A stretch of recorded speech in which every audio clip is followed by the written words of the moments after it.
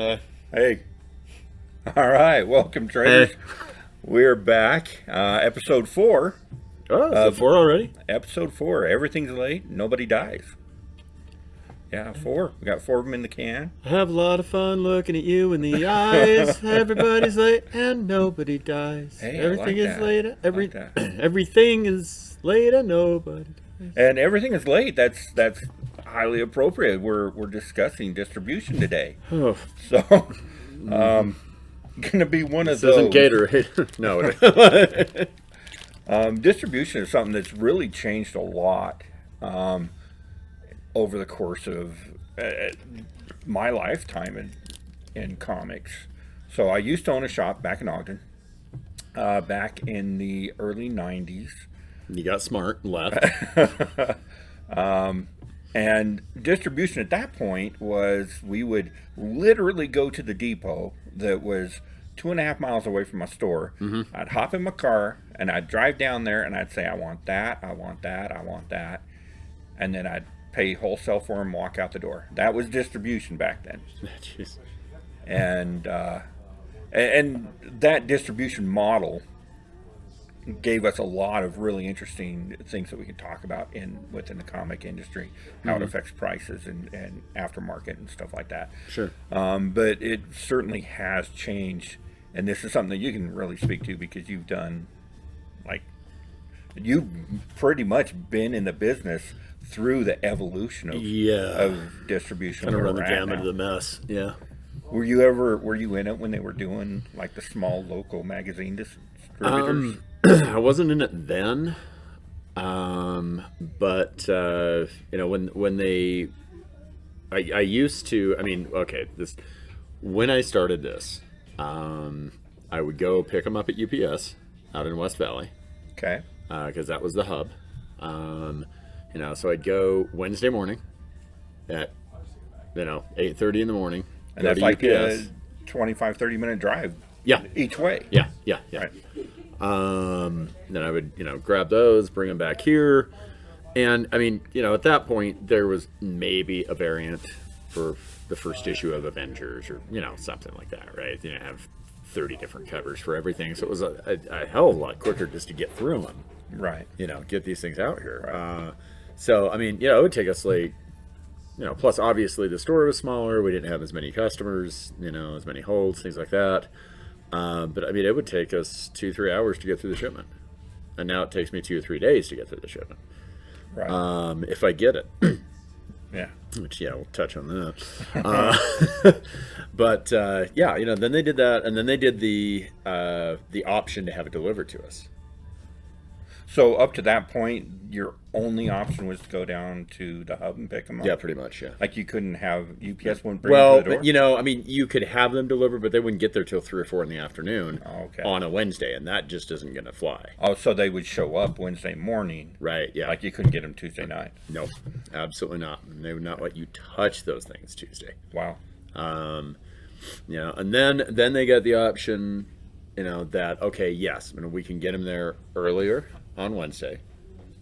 And I'm like, oh, okay, great. And then they got the Tuesday delivery option. That's fantastic. Let's do that. So we would get them Tuesday, morning / afternoon, whatever. We'd have plenty of time to go through, get everything taken care of. That's when things started to get a little more complicated. Right. So you had a lot more variants. You had a lot more titles coming out. This was a situation where the store thankfully kept growing, as did the customer base. It just kept growing and kept growing. That was awesome. But it also is a lot harder to get everything done because there's more to do. So we got that option, and then like that kind of went for several years. Just sort of, this is how we're going to do it now. So we all settled into really having it be manageable. And then all of a sudden COVID hit. Okay, so when we're talking, what I was talking about was early 90s, 30 years ago. Mm-hmm. So when you're talking... So I'm talking like 20 years ago when we go 20 pick years them ago. up. you know, that kind of stuff. Before you even opened your store, when you were working at the other unnamed store in town. Yes, yeah, they would go and they would. They're gone now, but whatever.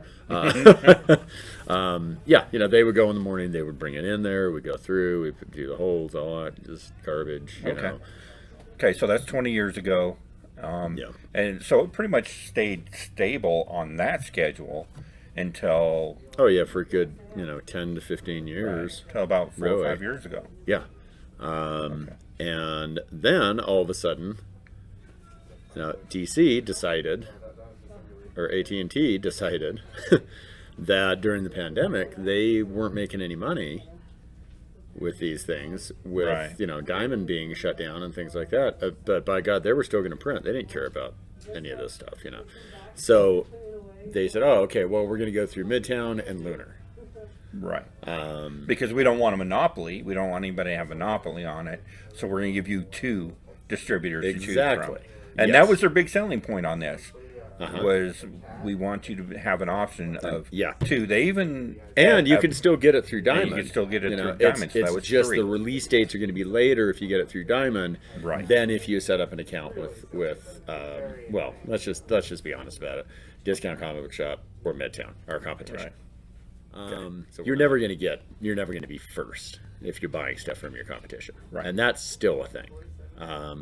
Yeah, so then they said, "Oh, okay, well, you can get it through Diamond, or you can get it through Midtown, or you can get it through DCBS." And then they said, "Yeah, you know what? You can't get it through Diamond anymore. We're going to just sever that." Right. And then they said, "Yeah, you know what? Midtown, nah, we're not making enough off of them, so we're just going to go with DCBS." Right. And then they said, "See, we have a monopoly on this now. Aren't you glad we got rid of the monopoly?" I'm like, Yeah. Yeah. "No. That's like fight fire with fire. That doesn't mean if there's a fire, you light other things on fire and throw it into it. That's not how that works." Right. So at that point, we basically went from a distributor that the devil that right? Yeah, we Diamond, went from a distributor that doesn't do a good job to a distributor. to a couple distributors that don't do a good job because you never knew when anything was going to get here. Right. You didn't. I mean, there were so many unknowns. They didn't work anything out. They just panicked because of COVID and said, "We got to make money. Hurry. Right. We're Warner Brothers. We're poor." Yeah. So then they did that, and then Marvel put this big media blast out with everybody, saying we are sticking with Diamond, and that comeback strong or whatever it was that Diamond, Right. That Diamond did, the Joe Pesci or so, I'm sorry. Oh God, I'm sorry, Steve Jeppy. That's what I meant. Look both of them up. You'll laugh. Yeah. So they made this big production out of how they were sticking with Diamond and blah blah blah. And then a couple months later, they're like, "Yeah, we're leaving Diamond." But they didn't leave Diamond. But they didn't I mean, leave Diamond. You can still get books from Diamond. It's more expensive, Right.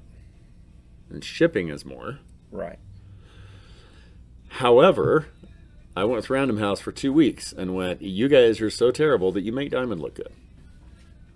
And there were serious issues when very they first serious started. issues. I mean, they Yeah. seem to have gotten that under control from what I'm hearing from my friends that own comic shops. Yeah. Across the board, I think when it comes to the Marvel distribution, Penguin or Diamond, it's about 50-50. Yeah. Like half of you had such a bad experience with the first couple of weeks that you went to Diamond, you'll pay for the pain. Well, just to paying not a have little to go through that. paying a little bit more for the books is worth not actually losing money on the books, which I did that first week because Random House refused to replace anything. They said it was sellable. And I said, "No, it's not. It's like some of these are bent in half." And they said, "No, it's a sellable product." Because they're used to distributing novels and magazines Right. where nobody cares. I mean, if you get the new Stephen King book at Barnes & Noble with a ding or a little tear in the cover, nobody cares. They're going to read the book, they're going to throw it on the shelf, or they're going to throw it away, or they're going to give it to somebody, I mean, they don't care. Right. So yeah, they were just like, no, we're not doing that. We're not going to replace anything. Well, and I imagine there is also some advantage to having your being able to buy your Marvel books from the same place that you're buying your indies and Yeah, your yeah. I mean, Image and also I know when they're going to be here. I never knew when the Marvel stuff was showing up. that was a real issue.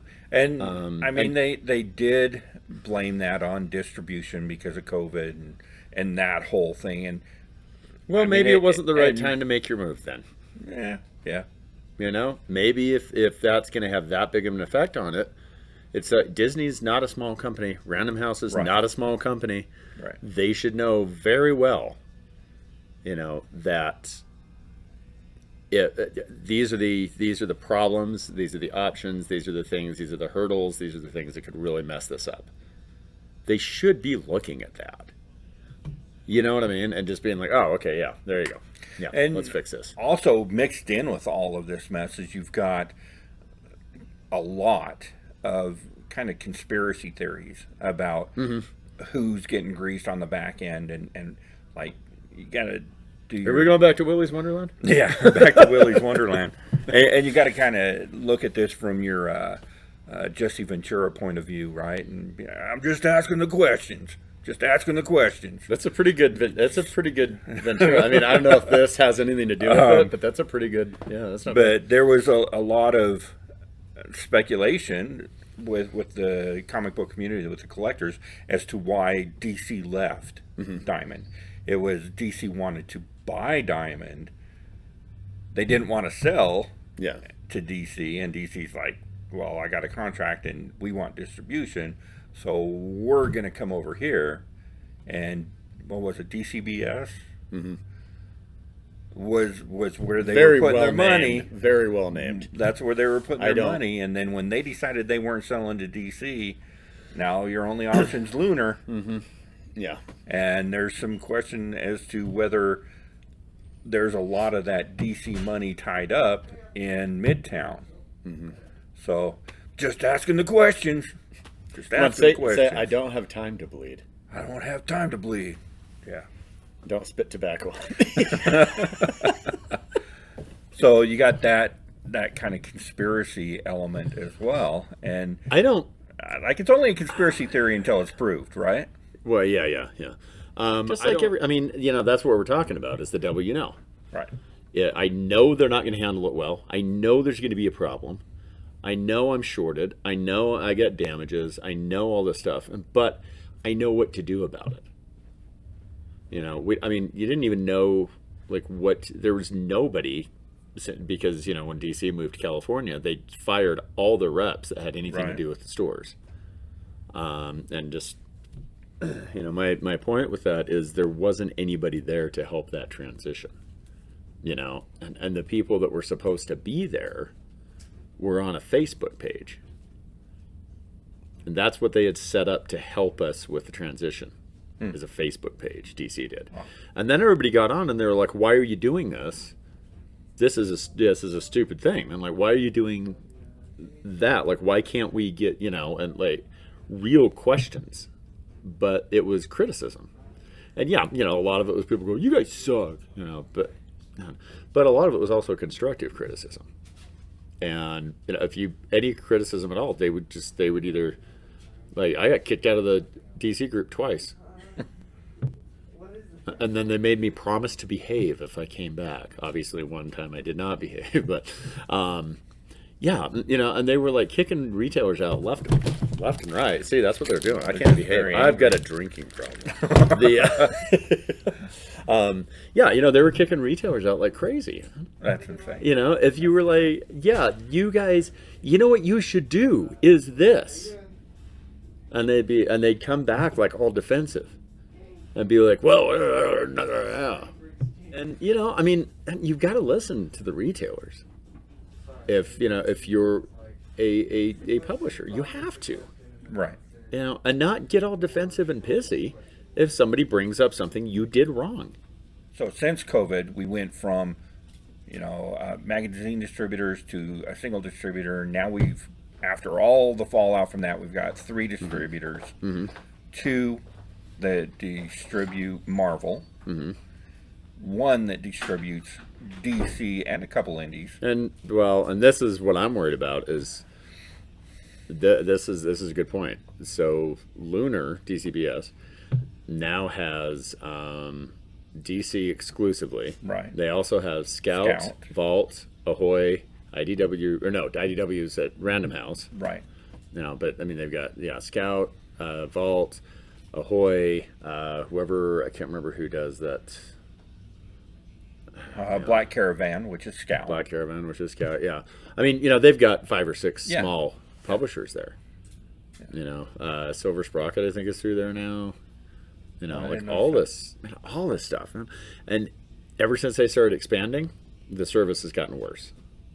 Yeah, and the whole thing just creates a perfect storm, and it's gotten worse in the last, certainly in the last 2 years. It's gotten a lot worse. No, I didn't even put new releases up this week because I had like 3 weeks worth of different things come in that I have to put up as new, and I'm not going to go through like 10 different invoices and put some here, and then this is maybe I mean, I don't. God, well, and it's been a real issue. There's a book that I was really looking forward to. Avatar. Actually, I do want that. Oh, it's up there. It's fun. It was in the box. Jurassic League. Oh yeah. The Jurassic League.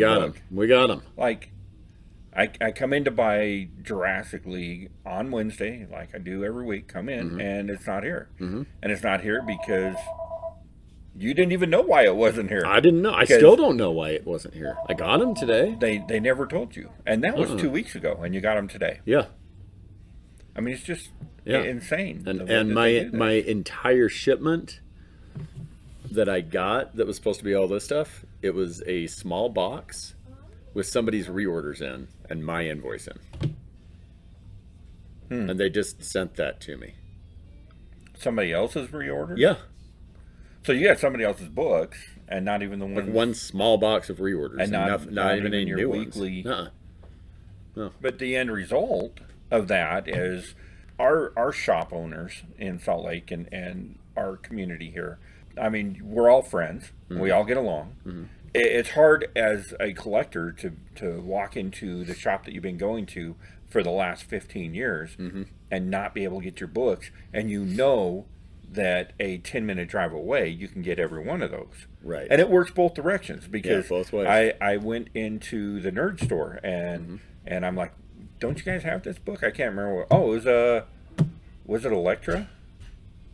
It was something something that came out this week. After I left here, I went down there and I was like, Kenny, where's this book? I wanted to see if you had a copy of it because I wanted to grab it. It's like, oh, we didn't get those. We didn't get those this week. Yeah. Like half of their order was missing. So then what if I walk into Black Cat Comics and I want Jurassic League and you don't have it? Do I go down the street and buy it? No, you don't. You come back here because you are loyal to and I do. That's what I do. Well, yeah, but I mean, not everybody's going to do that, and again, it goes both ways. I mean, I've had them get shorted on things, and then people come down here and buy it, right? And vice versa, and and it's what sucks though is people will come in and they'll be like, oh, they screwed up, they didn't get this book, and I'm like, well, it's hard for them because they're already like, Yeah. And I've got to be like, well, here's the situation. Okay, the distribution is broken. Right. The whole model is broken, and nobody is trying to fix it. It's almost like they're just trying to splinter it more and make it more difficult. So it's like all these different publishers that Lunar has. So I want to. My discount with Diamond isn't really going to change. I've been buying a certain amount from them for years, and that's not really going to change unless I buy $100,000 more worth of stuff every month, which I'm not going to do. I won't make that much, but right. You know what I mean. So it's like, you're not going to do that. So when you go on Lunar, and I'm like, oh, okay, the Oni stuff is on there. So let me order this on the final order. Oh, wait a minute! I got to see it, make sure I didn't order this because this one's delayed. You have to check every single book. But that's 2 distributors, and that's got to be kind of hard for you because you're going to want to order more from Lunar because then my discount with them will get better. Right. So and so now at this point we are stuck with your major companies, Marvel, DC, even the indies, Image, Boom, IDW, all being really distributed by one, maybe two companies. Yeah. I think at this point there's only, out of the largest companies, there's only one that's only being distributed in one place, and that's DC. It's DC, yeah. All the other, well, Image is only being distributed in one place. Yeah, that is true. Yeah. So I think Boom's still Diamond centric, isn't it? I thought that they just signed with Penguin. Oh, I think they did. Yeah. I think so. Yeah, like they took. They're talking about I saw it that or something like IDW that. was taken out of the Premier Publishers Right. and previews. What I would like to see is, I'd like to see the parents getting back together and taking care of the kids. That would be nice. At least getting along and like seeing each other on Christmas. But I would love for DC and Lunar, and it'll never happen, but I would love to get that option back, ordering from Diamond, the DC stuff. I'd love to see that option again. I would not say never at this point. Well, that's true. I mean, Now what's that never Discovery anymore? owns it, now that Discovery owns all that, Yeah. it would make good business sense. Well, AT&T still owns it. They just merged with Discovery. Right. Well, So it's still But AT&T Discovery calling the owns shots, it. but Discovery is running it. yes. Yes. So I don't know if that's the answer, I think it is, but because it's an answer. Discovery as a company has always made wise decisions when it comes to things like this. So I really think that they're going to be able to step back and look and say, where is our bread being buttered? Yeah. Well, it's in these LCSs. It's not, Jim Lee's living room. It's Right. It's our LCSs. So who do we need to be listening to? Although Jim Lee's living room is probably bigger than any LCS you've That ever is been in. true. That is Oh, true. wait. Discovery does Shark Week, huh? Yes. Okay, I trust him. Maybe we can get like Shark Week comics. Ooh. That would actually be really cool. That'd be kinda neat. Do Shark Week across all the DC lines. Oh, that'd be cool. That would really be cool. Yeah. Have That would everybody just- find the sharks. And King Shark is the only one that can save him. And Ryan has to draw it. Ryan Right Alley on. has to draw it. And it has to be 17 or older. That would be super cool. That's it. That's all. Did you hear us? Discovery? Discovery? We're giving you your This is business free. model for the This is yeah. free. Yeah, you can't get this anywhere My else. God. Yeah. Anyway, nobody watches YouTube anyway, so it's not like anybody's going to see this. Yeah, so a comment from Time Traveler with a Purpose, and he says the inconsistencies of having distribution from several companies ends up putting a lot of stress on the comic shops. They're literally the face of the industry and have to bear the brunt of shipping delays and damages. This makes it easy for the customer to look negatively upon the shops, even though everything is out of their control. So Oh, yeah. and that's you don't know Time Traveler. I mean, I've talked to him No, a I few don't. times. So It seems like he was here in the past or the future or something, but I don't know. Maybe not. and he could be here again. You don't know. The not him. past him could not be him. here. So yeah, just kind of reinforcing everything that we've been saying. You're the one. You specifically are because nobody yells at me if their Right. kit books come in later damaged. I don't get yelled at. No, but you can sit here and watch me get And yelled I at when you sit come in. I That's got to sit be here much and more fun than getting Look yelled at the disappointment on my friends' faces Oh my God, right? when everything's in the box and in the box. in the box sitting on the dock somewhere on the bay Yeah. watching the time Or an roll NPS, away. one or the other. Because, it fell off a truck, man. What are you going to do? You don't know. You don't know. And the thing I don't think that they realize, and I think at least Diamond has this going for them. They are aware that we are in a collectibles. It's a hobby-driven business. Yeah. So they will And replace them. condition matters. Yeah. Condition matters too. Either way, condition matters. Right. Like my personal collection is mid-grade, and that's how I like it. So I'm not spending money on the high dollar stuff. Yeah. Condition matters to all of us, and 90% of comic collectors want the highest quality, the highest Right, yeah, grade they yeah. can possibly get. But, yeah, you're right. It doesn't, to a lot of people it doesn't matter, but to a lot of people it does.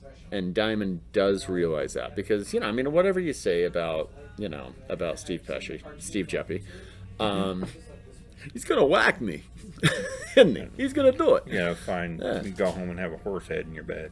Just asking a question. Just asking a question. Yeah, and it's going to be like, whatever you may say about him, he did have a shop. He has worked in comics, and he does put up the facade that he cares about shops. I don't necessarily know if he does or not. I doubt it, but he does understand shops. So whether he cares about, shops or not anymore, at least he gets them. And it's like, you need to, we need to put this out here. We need to replace this. And he understands that that's where his bread is buttered. Right. Yeah. For sure. So a couple things I did want to touch on. I reminded myself of this. Was affidavit returns. Oh yeah. So back in the day, what I was talking about is we would return books I would go down, buy the books, and then the next week I had 7 days. On the 8th day, I could take them back and get credit for them, but they had to be destroyed. Right. Originally, the process, I'm imagining back in the 40s, 50s, when they could do this, they would get sent back to the publisher who would destroy them. Right. But it was sometime in the mid-70s, well, we can even go back further than that, back to the mid-60s, when all you had to do was rip off the top third of the book. The title. Yeah. And magazines. With like, Maxim magazine and all that kind of stuff. Yeah. You just tear off the title, the top third, send that back in. And now it's a little bit different because you can do just a regular affidavit, depending, on which ones they are. Right. But when you do that, you have to keep them for like 4 weeks. So, if you keep those for 4 weeks, and then they can come back and say, okay, well, we need you to send those in. Right. You gotta do that. So, it's like 2 weeks or something like that. Not all companies do it anymore. Right. Yeah. Every company back then. Yeah. Everybody. Marvel, DC, Archie, all of them. Valiant. And then when sales started going down, they realized they were losing their asses by doing that, so they quit. Right. But now there are very few companies that allow returns. Yeah. And only in specific cases with specific retailers. Yeah. I know Boom does. Mm-hmm. If you're a guaranteed retailer. Right. If you're one of their guaranteed retailers. And that's the affidavit stuff that you can do, and you just have to say, yeah, I'm not, selling them and, whatever. So someone will give away, so I'll put the quarter box, whatever. I don't know. So a couple things that I get a lot in my business that deal with affidavits are, one, the top third of the book that's been ripped off. So affidavit returns. Another thing that pops up with those is you'll get, and like he bought this huge collection. So if you're in Utah, Greg's got this enormous collection insane that's collection. Boxing us in right now. It is. It's a store. I bought a store, an entire store, and it's crazy. And there's good stuff, and it's going to take him forever to get through it. Yeah. But you'll probably have books in here that apply to this. So back in the 80s and early 90s, when you did affidavit returns, so they went to a process where you would take the books, you bundle them together, and then you'd take them back down and have you sign an actual affidavit. That's what your affidavit is. You'd sign an affidavit saying that I've turned these in for credit. They would witness it and then send just that piece of paper back to the manufacturer, and that's how you got your credit. Yeah. And then they would take those books and destroy them. But while you're there, they would take a can of spray paint and spray paint down not the spine, but they would spray paint like. It's okay. That's just Cyberforce. They would spray paint like here, and when you see, and it was an ink dye, so when you see those books come in that have like the blue or the green line down them, That's what it's from. See, I didn't even know Affidavit that. Returns. I did not know that. Yeah. Wow. See, I learn something every day. That's because I'm much older than you. No, you're not. I am today. Oh, I don't know about that. I moved all these boxes today. Yeah. I'm about 30 years older than you today. But that is an affidavit spray is something that is not supposed to count against you at the grading services. And if I may say, an affidavit spray is a really good either drag name or band name. I used it for my drag name. Affidavit Spray. I was Affidavit Spray. You can call me Davy Spray. David Spray. Yeah. Oh man. Yeah. See, that's interesting. I actually did not know that. But yeah, I'm sure I'll find some in there with that. Yeah. I've got a bunch of those in my collection. I got a bunch. Yeah. And the other thing, distribution related, that I kind of want to touch on that's interesting to me is, so we've gone through the evolution, one company or multiple companies to one company to 4 to 3, then all over the place. We're in this strange place now where the publishers, certainly the small indie publishers, are finding their own way. Yeah. Right now, you can buy Scout books directly from Scout, Aftershock directly from Aftershock. Yeah. You don't even have to get them through a distributor. You don't even have to go to your LCS anymore. Yeah. And you can get them. And the whole crowdfunding thing has really changed how distribution works for smaller independent books. Yeah. Yeah. There's a lot of different options. Yeah, if you're doing a small book, there's a ton of different options now. And you don't have to pay for that spot in previews. Right. You don't have to, and that's the problem that I have with previews is you have to pay to be in there. Which is stupid because it's a catalog and they're selling it for you. Right. You know what I mean? They're making money, so you pay them to put your stuff in there that they're going to make money on. That seems a little. That's a thing. And previews isn't free either. No, it's not. Like most stores give them away for free. Yeah, But they're not. they're not. They cost you money to get previews in. You have to pay for those. Absolutely. Yeah, they ain't free. Do any of these companies allow distribution for a comic shop through them? I know a small company like Bleakhaven or Salt City Strangers. Mm-hmm. Those are books that the creators bring to you directly. And you buy them wholesale from Right. them. Yeah. But they're not in high demand, so they're not. Yeah. You're not making yourself rich off off those. They're very cool. Right. Support these books. They're very cool. Yeah. But they're not selling 80,000 a month. That ain't happening. Right. Do you think we'll get to the point where a Scout or a IDW, Aftershock, any of these guys will come to you and say, okay, cut out that middleman, cut out Diamond, and buy from us directly? I mean, you can't. Well, you wouldn't want to do that. I already do that with the Xenoscope. Right. I get all my stuff directly from them. And, Right. And they do just a fantastic job. They've basically got standing orders for everything. They know what I order. But they'll call me or email me.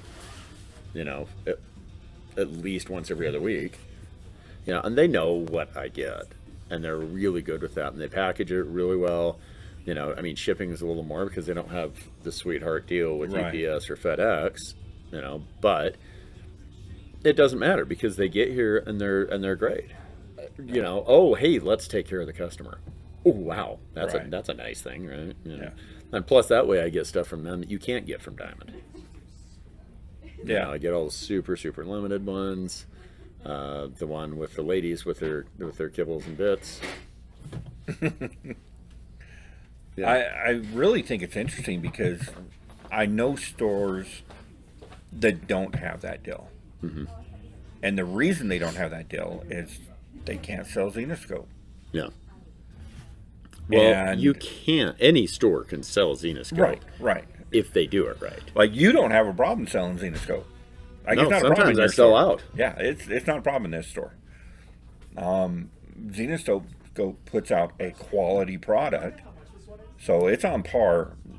And we'll get to quality in a minute here, but it's on par or better than any of the DC Marvel, any Yeah. of the top books out there. Do you think that maybe they're selling better in your store because you do have this distribution deal and you get I mean, that personalized one-on-one, like high quality attention from the company itself? well, that's something that I've never really thought about that, but that's a possibility. I wouldn't have Because, picked up a Xena. I mean, I would have looked at Xenoscope covers because who's not going to, but I would have never bought a Xenoscope book if you hadn't have been. Oh yeah, this is fantastic. This is Yeah. read this. yeah, and they're all fun. Yeah, they're great books. They're fun, and you're not going to get. It's Xenoscope's not going to sweep the Eisners, okay? But who cares anymore? Because the Eisners are just the Academy Awards now, right? Yeah, yeah, Yeah. yeah. It's the most popular book gets the big, Yeah. whatever. So, but I mean, you've got a couple of different things. Number one, they're never damaged. Right. They're never shorted. You know what you're ordering. You get it in great condition. You get it in a timely manner. If anything is wrong with it, bam, it is just replaced like that. And they're apologetic, and you know what I mean. So it's like, yeah. Plus, I get all these different covers and everything, so I don't have to, be like, oh, I wonder what cover's going to say. I just get all of them. Right. I really do think that if more companies took that personal approach, that it would make more sense for them as a business. Because I think that one, eliminating the middleman would get them in touch with the local comic shop owners, Yeah. so they would really have their finger on the pulse of what's going on in the community. And and you'd have an idea of what sells, what doesn't sell, what's Right. going on. Who we are. I mean, Jason is my rep at Xenoscope, and before that it was Dave, and I mean, like those guys are friends. Right. They're not just like dudes that I order crop from. Right. They're good guys. And they help, and we know each other, and we talk all the time, and I probably talked to Jay more than I talked to half of my friends that I have that live down the street. But yeah.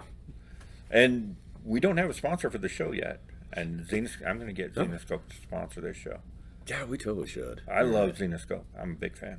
I'll I am a big I'll fan. talk to him. Yeah. I'll talk to him.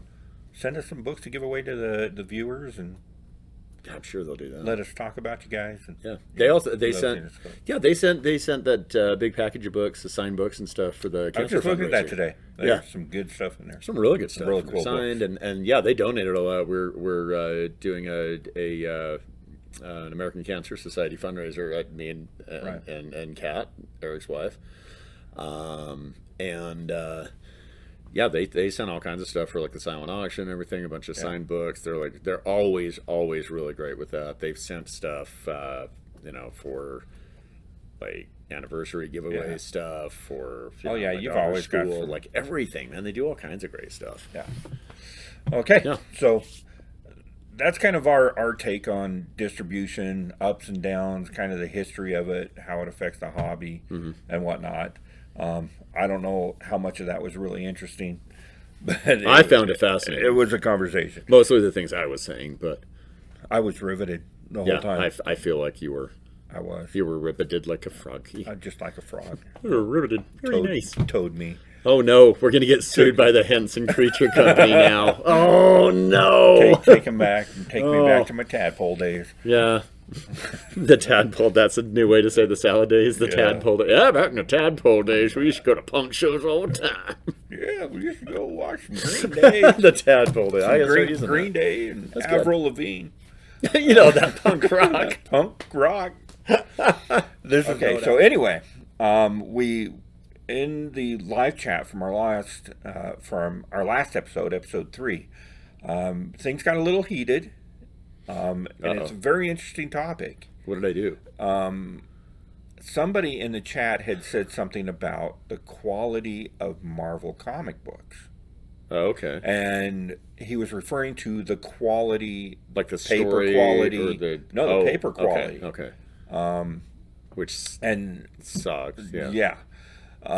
And one of the other people in the chat was vehemently defending Marvel and DC for not only, I don't think he was as much focused on the production quality as the artistic quality of the books they did.